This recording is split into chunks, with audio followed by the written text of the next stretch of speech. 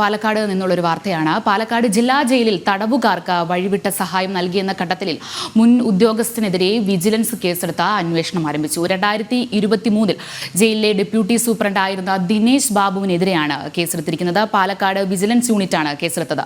2023 Malappuram Edavanna police station register ചെയ്ത criminal കേസിന്റെ അന്വേഷണവുമായി ബന്ധപ്പെട്ടാണ് വഴിവിട്ട സഹായം കണ്ടെത്തിയിരിക്കുന്നത്. വിവരങ്ങൾ നൽകാനായി അരുൺ ആലത്തൂർ ചേരുന്നുണ്ട്. അരുൺ, വിശദാംശങ്ങൾ.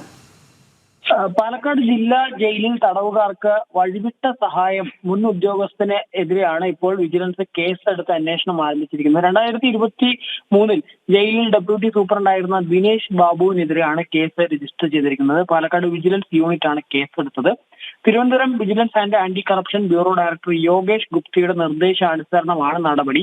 2023 മലപ്പുറം എടവണ്ണ പോലീസ് സ്റ്റേഷനിൽ രജിസ്റ്റർ ചെയ്ത ഒരു ക്രിമിനൽ കേസിന്റെ അന്വേഷണവുമായി ബന്ധപ്പെട്ടാണ് ഈ വഴിവിട്ട സഹായം കണ്ടെത്തിയത്.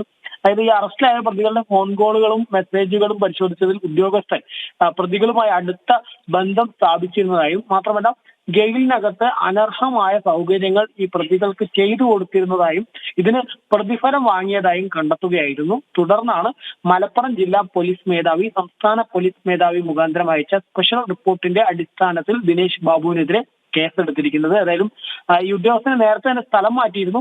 ഇപ്പോൾ വിജിലൻസ് ഈ സംഭവവുമായി ബന്ധപ്പെട്ട കേസെടുത്ത് അന്വേഷണം ആരംഭിച്ചിരിക്കുകയാണ്. ശരി, അരുൺ ആലത്തൂരാണ് വിവരങ്ങൾ നൽകിയത്. പാലക്കാട് ജില്ലാ ജയിലിലാണ് തടവുകാർക്ക് വഴിവിട്ട സഹായം നൽകിയെന്ന കണ്ടെത്തൽ മുൻ ഉദ്യോഗസ്ഥനെതിരെ വിജിലൻസ് കേസെടുത്ത് അന്വേഷണം ആരംഭിച്ചിരിക്കുന്നത്.